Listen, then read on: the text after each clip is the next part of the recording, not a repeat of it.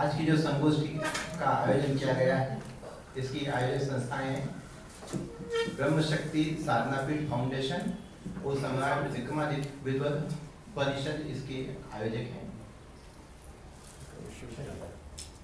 और विक्रम विश्वविद्यालय।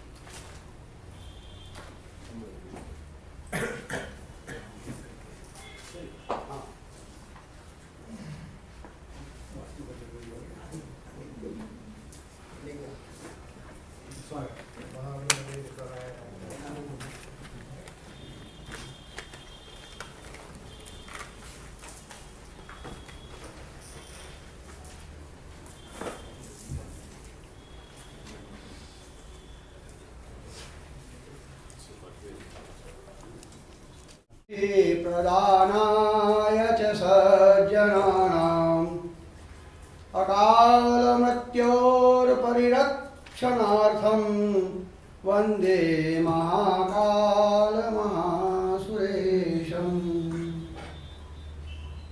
भूतभावन काल अधिष्ठाता भगवान श्री महाकालेश्वर के पावन चरणों में साष्टांग दंडवत करते हुए इस अवंतिका नगरी के सम्राट वीर विक्रमादित्य महाराज के चरणों में साष्टांग दंडवत करते हुए ब्रह्म शक्ति साधना पीठ फाउंडेशन उज्जैनी की तरफ से मैं इस सारस्वत सभा में उपस्थित गौरवशाली अति प्राचीन विश्वविद्यालय विक्रम विश्वविद्यालय के कुलपति प्रोफेसर अखिलेश कुमार जी पांडे साहब का मैं हार्दिक स्वागत करता हूं। आपने हमारे निवेदन को स्वीकार किया और इस कार्यक्रम में उपस्थित रहकर हम सब पंचांगकर्ताओं को कृतार्थ किया है। मैं समस्त पंचांगकर्ताओं की तरफ से भी डॉक्टर रमन सोलंकी जी का भी मैं हार्दिक स्वागत करता हूं। इस कार्यक्रम में हमारे जो सब पंचांगकर्ता उपस्थित हैं अपना परिचय दे चुके हैं। एक छोटे से निवेदन पे आप सब लोग देश भर से यहाँ पर आए हैं। यात्रा में आपको कष्ट भी हुआ होगा और उसके लिए मैं क्षमा प्रार्थी हूँ और इस सभा की सार्थकता सिद्ध हो उस प्रयास में आप लोगों का जो अमूल्य सहयोग प्राप्त होने वाला है, मैं उसके लिए अभी से आपको हार्दिक धन्यवाद देता हूँ और आपका हार्दिक स्वागत करता हूँ। इस कार्यक्रम के हमारे समन्वयक डॉक्टर सर्वेश शर्मा जी हैं। इन्हीं की इस अथक प्रयास से ये कार्यक्रम यहाँ सफल होने जा रहा है और हमारे जो पंचांगकर्ता वरिष्ठ श्री भागीरथी जोशी जी भागवत पंचांग के उनके मार्गदर्शन में आज हमें कार्यक्रम यहाँ आयोजित कर पा रहे हैं और समस्त हमारे पंचांगकर्ता बंधु यहाँ उपस्थित हुए हैं। वस्तुतः इस कार्यक्रम की आवश्यकता क्यों पड़ी? क्योंकि हमारे पंचांग से हमारे देश की धर्मप्राण जनता की आस्था जुड़ी हुई है और कहीं न कहीं त्योहारों में, व्रत में, पर्वों में कभी अंतर आ जाने से अब गणितीय पद्धति से कहो या किसी सिद्धांत की मतांतरण की वजह से हो, कभी अंतर आ जाता है। उस अंतर के आने से धर्मप्राण जनता को संशय की स्थिति उत्पन्न हो जाती है। तो कम से कम हम जो पंचांगकर्ता हैं या जो उपस्थित हुए हैं, इस बात का हम प्रयास करेंगे। हाँ, पुनश्च थोड़ा सा इसमें हमारे विशिष्ट अतिथि डॉक्टर घनश्याम रत्नानी जी यहाँ डोंगला वैशाला पधार चुके हैं, मैं उनका भी हार्दिक स्वागत करता हूँ। रत्नानी जी कृपया आप यहाँ पधारें। हमारे इसके डोंगला वेधशाला के अधीक्षक हैं। उज्जैन में जो वेधशाला जो प्राचीन जयसिंह राजा के द्वारा बनाई हुई है वो प्राचीन है, वो थोड़ा उससे वहां से उत्तराक्षांश हट के ग्राम डोंगला में सिद्ध होता है। तो डोंगला की जो वेधशाला है उसके अधीक्षक हैं, उनका सर्वसम्मानित स्वागत कर रहे हैं।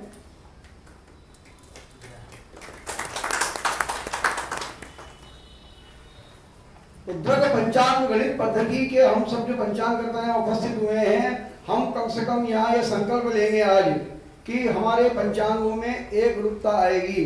हमारे जो व्रत पर्व त्योहार हैं उसमें एक रूपता आएगी। हम जो यहाँ आज यहाँ तय करेंगे वही हमारे पंचांगकर्ता उसको प्रकाशित करेंगे। उससे एक बड़े वर्ग में, देश के बड़े धर्मप्राण जनता में सारे पर्व त्योहार एक समान जाएंगे। उससे हमारे सनातन धर्म की शक्ति का विकास होगा, सुदृढ़ होगी। जनता की जो धार्मिक भावना है वो उसमें दृढ़ होगी। इस प्रयास के लिए आज पहली बार इतने पंचांगकर्ता अवंतिका नगरी में उपस्थित हुए हैं। ये अवंतिका नगरी का सौभाग्य भी है और आप लोगों का सौभाग्य भी है कि अवंतिका भगवान काल साधक, भगवान काल के अधिष्ठाता भगवान महाकाल की नगरी है।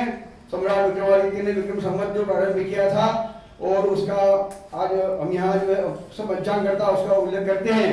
आज का हमारा एक विषय ये भी है इसमें कि राष्ट्रीय जो हमारा संवत है वो शक से हटा के विक्रम संवत किया जाए। इसका हम विधिवत प्रस्ताव पारित करेंगे। इतने पंचांगकर्ता इकट्ठे हुए हैं, इतने पंचांगकर्ता जो इकट्ठे होंगे और सरकार को अपना प्रस्ताव देंगे। हम इस प्रस्ताव को माननीय लोकसभा अध्यक्ष के पास भी पहुंचाएंगे, माननीय प्रधानमंत्री जी तक पहुंचाएंगे और जहां भी इस प्रस्ताव की आवश्यकता होगी हम वहां भी जाएंगे। हो सकेगा तो हम सुप्रीम कोर्ट तक जाने को तैयार रहेंगे, परंतु विक्रम संवत को हमको राष्ट्रीय संवत मनवाना है। यह हमारी धरोहर है, यह हमारा सौभाग्य है, यह हमारा गर्व है, उसको हम छोड़ नहीं सकते। दूसरा ये है, एक विषय हमारा और भी है आज, वो ये है कि हम जो पंचांगकर्ता हैं एक अपना संगठन बनाएं। हम सरकारों से निवेदन करते हैं, सरकार उसको मानती नहीं है। जब तक हम एक संगठित होके एक अपना संस्था नहीं बनाएंगे हमारी आवाज को सुना नहीं जाएगा। आज हम न्यायालय जाते हैं मान लो, तो वहां हमको मान्यता नहीं मिलती है क्योंकि हम अनरजिस्टर्ड हैं, अनरिकॉग्नाइज्ड हैं। हम अपनी संस्था बनाएंगे और उस संस्था के जो हमारे उद्देश्य वाक्य होंगे उसको लेके हम संविधान के तहत सुप्रीम कोर्ट तक भी जा सकते हैं। तो उसके लिए हमको रजिस्ट्रेशन आवश्यकता होती है, हम रजिस्ट्रेशन करना चाहेंगे। ये हमारे तीन उद्देश्य हैं। उद्घाटन सत्र में अभी जो है माननीय अतिथिगण का जो समय अमूल्य है, हम उसको ज़्यादा नष्ट नहीं करेंगे।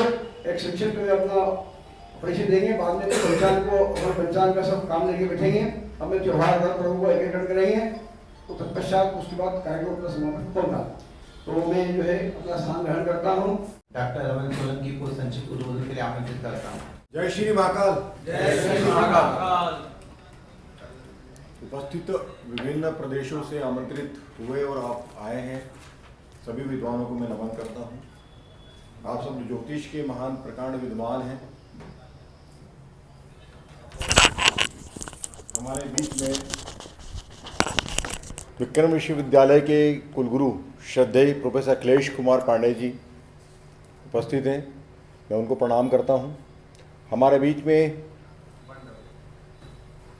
इस कार्यक्रम का संयोजन कर रहे पंडित मदन व्यास जी उपस्थित हैं, उनको भी प्रणाम करता हूं। आप सब लोगों को प्रणाम करते हुए महत्वपूर्ण जो बिंदु है जिसको लेकर विगत 24 वर्षों से, ऐसा नहीं कि आज आप लोग एकत्रित हुए हैं, विगत 24 वर्ष से ही माननीय मुख्यमंत्री जी हमारे डॉक्टर मोहन यादव जी इस कार्य को संपादित करते आ रहे हैं। पंडित सूर्य नारायण व्यास जी निरंतर कार्य करते रहे, पंडित श्याम नारायण जी व्यास निरंतर कार्य करते रहे। अब हमारा यह दायित्व जो है पंडित सर्वेश्वर शर्मा के सुपुर्द किया गया है। अब ये अपनी पूरी टीम के साथ, अपने अग्रजों के साथ, अपने साथियों के साथ मिलकर कार्य कर रहे हैं। देश एक है जिसका नाम है भारत, और हम भारतवासी हैं।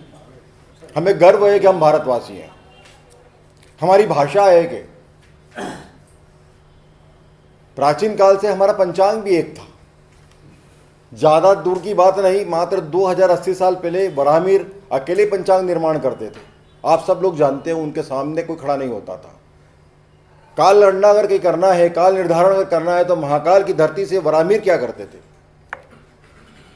एक ऐसा ही लक्ष्य पंडित मदन व्यास जी अभी आपके बीच में कर रहे थे कि हमारा एक पंचांग हो, तिथि निर्धारण एक हो, व्रत त्योहार की तिथियां एक हो, और उसको लेकर हमारे संविधान में जो विसंगतियां आई हैं, संविधान में हमें बहुत विश्वास है, उसमें विसंगतियों जैसी कोई बात नहीं है। उस समय में भी डॉक्टर भीमराव अंबेडकर जी ने एक बात रखी थी, संवत जो 57 BC में जारी हुआ वो विक्रम संवत के नाम से हुआ। कृत संवत हुआ, मालव संवत हुआ, विक्रम संवत हुआ। उसके प्रमाण हमारे सामने प्रस्तुत किए जाए। यह दुर्भाग्य है देश का, जो विश्व गुरु कहलाने वाला देश अपने 57 BC वाले विक्रम संवत के प्रमाण प्रस्तुत नहीं कर पाया कि कब और किसने जारी किया था। कपोल कल्पनाओं को साकार करने वाला विक्रमादित्य, जिसकी कहानी और किंवदंतियों में सिर पर नाम चलता था, उसके कोई पुरातात्विक साक्ष्य नहीं होते थे। माननीय मुख्यमंत्री मध्य प्रदेश शासन डॉक्टर मोहन यादव जी के निरंतर प्रयासों से विक्रम विश्वविद्यालय और एक सहयोगी संस्था का गठन किया गया। उसका नाम महाराजा विक्रमादित्य शोधपीठ 2009 में रखा गया। 2009 में विक्रमादित्य शोधपीठ प्रकाशमाई बड़े विद्वानों को, जिसमें डॉक्टर भगवतीलाल राजपूत को निर्देशक बनाया गया, और विक्रमादित्य साक्ष्य खोजने, पुरातात्विक साक्ष्य खोजने चालू किए गए। उसमें मैं भी सदस्य के रूप में काम कर रहा था। एक नहीं अनेकों प्रमाण हमें प्राप्त हुए। राज मुद्रिकाएं मिली हैं, स्वर्ण मुद्राएं मिली हैं, रजत मुद्राएं मिली हैं, ताम्र मुद्राएं मिली हैं, अस्त्र शस्त्र और तमाम वो अभिलेख प्राप्त हुए हैं जो विक्रमादित्य के द्वारा जारी किए गए थे। हमें किसी भी संविधान में परिवर्तन करने के लिए प्रमाणों की आवश्यकता होती है। हमें कोर्ट जाने की मदन जी आवश्यकता नहीं है। आपका संकल्प फलीभूत होगा और हम देश का एक संवत लागू करेंगे। आवश्यकता विधानसभाओं में, आवश्यकता लोकसभा और राज्यसभा में होती है। देश के संविधान में परिवर्तन की आवश्यकता दोनों सभाओं के तालमेल से होता है। आज हमारे पास प्रमाण है और इन प्रमाण को हम प्रस्तुत करने जा रहे हैं। आप लोगों के सहयोग से निश्चित रूप से जो 1732 में सवाई जय सिंह के द्वारा 5 जंतर मंतर बनाए गए, उन जंतर मंतरों पर विक्रम विश्वविद्यालय के द्वारा निरंतर कार्य किया जा रहा है। जो उज्जैन में ही जंतर मंतर है, जो सवाई जय सिंह के द्वारा 1732 में बनाया गया था, दिल्ली में बनाया गया, बनारस में बनाया गया, जयपुर में बनाया गया, मथुरा में बनाया गया। आज उज्जैन का जंतर मंतर सक्रिय रूप से कार्य कर रहा है। वहाँ पर नाड़ी वलय यंत्र, शंकु यंत्र, भित्ति यंत्र, भास्कर यंत्र, ये सारे यंत्र लगे हुए हैं, दिग्गज यंत्र। 1732 के बाद एक संक्षिप्त घटना सुनाना चाहूँगा। निरंतर पुरातात्विक उत्खनन करते हुए पद्मश्री डॉक्टर विष्णु सर वाकणकर को लगा कि खगोलीय घटनाक्रम हुए हैं, जो आपकी सबकी जानकारी में भी होगा। वो खगोलीय घटनाक्रम इस प्रकार का था कि जो कर्क रेखा उज्जैन से गुजरती है वो दोलन करती है 15 मिलीमीटर। तो 15 मिलीमीटर उत्तर की ओर दोलन करती है, तो 30 किलोमीटर उत्तर की ओर हमें खोजना चाहिए। बेंगलोर की एस्ट्रोनॉमिकल सोसाइटी के माध्यम से उपग्रह से लिए गए चित्रों से हमें पता चला। डॉक्टर वाकणकर निरंतर कार्य करते रहे। 1986 में उनकी मृत्यु हो गई, किंतु उसके पूर्व उन्होंने डोंगला नामक एक गांव की खोज कर ली। वहां लोई अष्टिका लगाई गई और यह तय किया गया कि कर्क रेखा इसी स्थान से गुजर रही है। उनकी मृत्यु उपरांत निरंतर मैं और मेरे सहयोगी घनश्याम रत्नानी यहाँ हमारे बीच में उपस्थित हैं। 1986 से निरंतर कार्य कर रहे हैं। वहाँ पर उस लोह याष्टिका पर शंकु यंत्र बनाया गया, भित्ति यंत्र बनाया गया, सम्राट यंत्र बनाया गया, नाड़ी वाले यंत्र बनाया गया, दिग्गज यंत्र बनाने का प्रयास इनके द्वारा किया जा रहा है।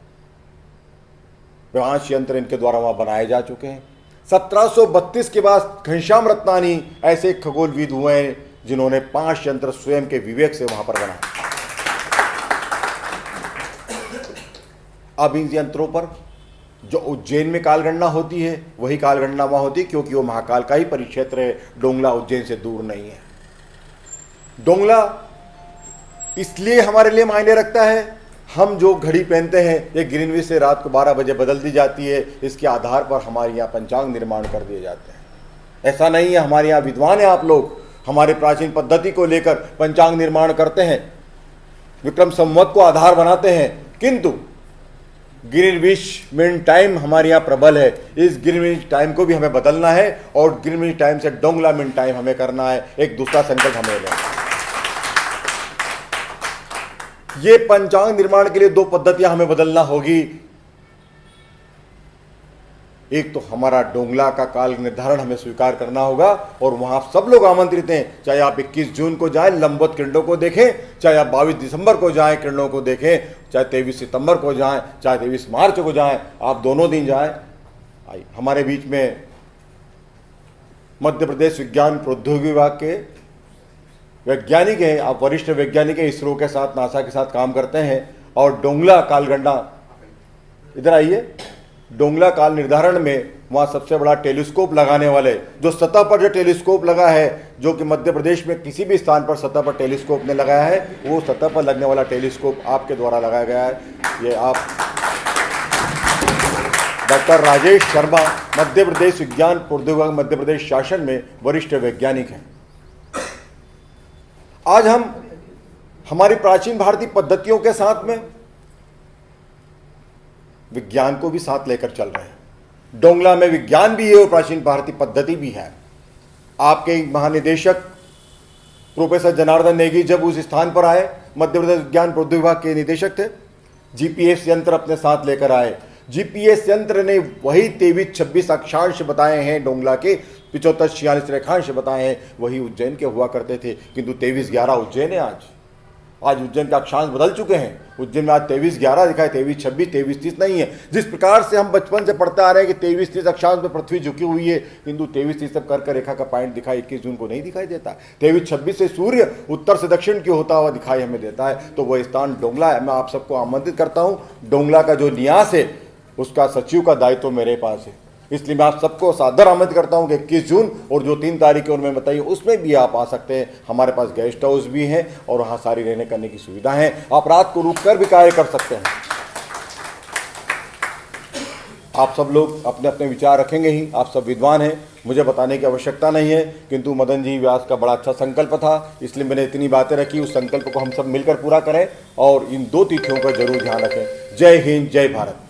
भोपाल से पधारे हमारे वरिष्ठ वैज्ञानिक महोदय के स्वागत के लिए हमारी संगोष्ठी के सहयोगी पंडित मदन व्यास से निवेदन करता हूं।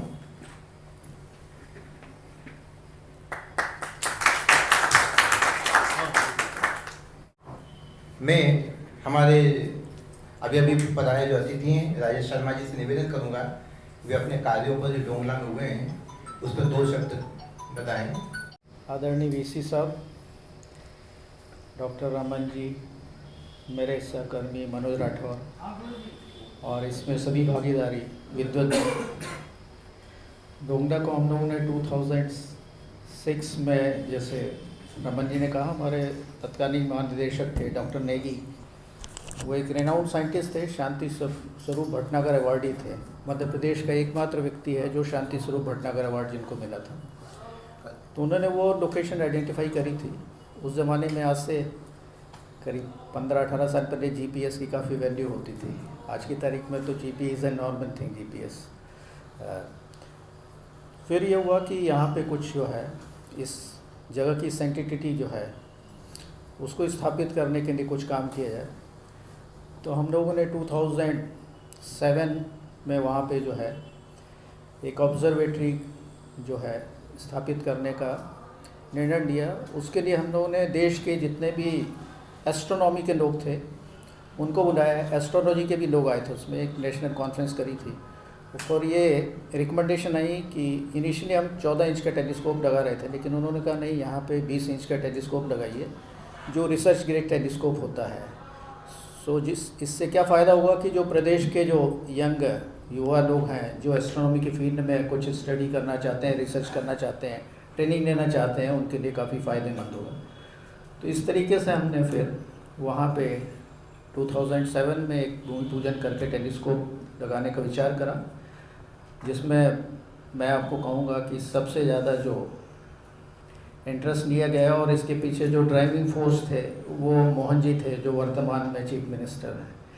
और उनके सामने फिर हम लोगों ने प्रस्ताव रखा कि ये जो टेलीस्कोप लगेगा इसकी इतनी कॉस्ट होगी, ऐसा होगा, ये स्पेसिफिकेशन होगा, ये इंपोर्ट करना पड़ेगा, फिर उसमें CCD कैमरा होगा, उसमें चिलर होगा, क्योंकि जो भी टेम्परेचर उस टेलीस्कोप से लिए जाते हैं तो क्या होता है, एटमॉस्फेयर का टेम्परेचर फ्लक्चुएट करता है, और जब भी किसी ऑब्जर्वेशन को लें तो आपको एक यूनिफॉर्म टेम्परेचर होना चाहिए। तो उसके लिए एक चिलर हमने परचेस करा, वो -18 to 20 डिग्री सेंटीग्रेड मेंटेन करता है, तब वो टेलीस्कोप ऑब्जर्वेशन लेता है। उसमें एक चीज़ हम लोगों ने ज़रूर करी कि हमने जनरल पब्लिक के लिए उसमें कोई सुविधा नहीं रखी, क्योंकि वो रिसर्च के पर्पज़ से था, एक बार अलाइनमेंट हो जाए तो उसको जो है बार बार डिस्टर्ब करना ठीक नहीं रहता।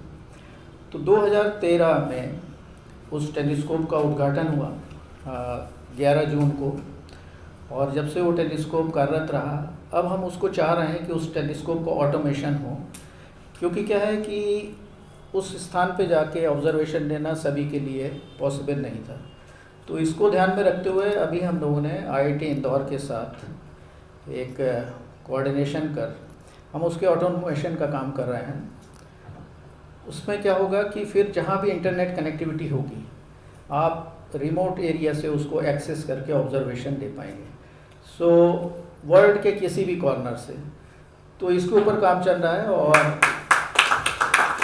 ये भी बहुत ज़्यादा मोहन जी का कहना था कि ऐसा होना चाहिए। तो मुझे लगता है कि शायद विद इन ए मंथ हम उसको ऑपरेशनल कर देंगे रिमोट एक्सेस के लिए, और उसमें फिर ऐसी सुविधा होगी कि एक पूरा कैलेंडर रहेगा, वेबसाइट रहेगी, ऑब्जर्वेशन के डेज़ रहेंगे, ये डेज़ हैं, लोगों को अप्लाई करना पड़ेगा, उस हिसाब से हम उनको अलॉट करेंगे, और उस हिसाब से वो विंडो ओपन हो जाया करेगी, वो व्यक्ति एक्सेस करके ऑब्जर्वेशन ले सकेगा। और टेलीस्कोप से ऑब्जर्वेशन लेने का जो कार्य है वो बड़ा पेशेंस का कार्य है, मतलब रात के हम 8:30-9 बजे से शुरू होते हैं, सुबह 4 बजे तक ऑब्जर्वेशन लिए जाते हैं। तो ये प्रक्रिया, इससे फ़ायदा ये होगा कि मध्य प्रदेश की जो यूनिवर्सिटीज़ हैं, बच्चे हैं जहाँ एस्ट्रोनॉमी खोला जाए, लेकिन उनके पास कोई प्रैक्टिकल करने के लिए जगह नहीं है, तो रिमोट एक्सेस करके जो है वो यहाँ ऑब्जर्वेशन ले पाएंगे। और मध्य प्रदेश में स्पेस साइंस रिसर्च का एक ही यूनिवर्सिटी में विभाग है, वो APS यूनिवर्सिटी रीवा विभाग है, स्पेस फिजिक्स करके। इसके अलावा कहीं पे कोई नहीं है। वो डॉक्टर SP अग्रवाल थे, उन्होंने उसको इनॉग्रेट करा था और इस्टेब्लिश करा था, जिन्होंने प्रोफेसर UR राव जो चेयरमैन इसरो थे उनके अंडर में PhD करी थी। तो स्पेस फिजिक्स के अलावा कोई दूसरी जगह ऐसा डेडिकेटेड विभाग नहीं है स्पेस साइंस के लिए। रिसेंटली अभी जो IIT इंदौर खुला है, वो भी एकमात्र देश का ऐसा संस्थान है जहाँ स्पेस एस्ट्रोनॉमी, एस्ट्रोफिजिक्स और स्पेस इंजीनियरिंग डिपार्टमेंट है। ये डिपार्टमेंट किसी IIT में नहीं है, तो इसलिए उनके साथ हम लोगों ने टाइप करा है, तो वहाँ के भी स्टूडेंट आके यहाँ ऑब्जर्वेशन लेंगे, ट्रेनिंग लेंगे। ये कार्य जो है हम कर रहे हैं। इसी के साथ मैं अपनी वाणी को विराम देता हूँ। मैं अध्यक्षीय उद्बोधन के पूर्व डॉक्टर घनश्याम जी से निवेदन करूंगा, जो डोंगलास पढ़ा रहे हैं, वे 2 शब्द कहें। ओम विश्वानि देव सवितरुदुरितानि परासुव यद्भद्रं तन्न आसुव। माँ शारदा को सादर नमन करते हुए यहाँ पर जो मंचासीन अतिथिगण हैं, मुख्य अतिथि हैं, माननीय VC साहब हैं, सबको प्रणाम करता हूँ, और सम्मुख बैठे सुधीजन सभी विद्वत गणों को भी मेरा सादर प्रणाम।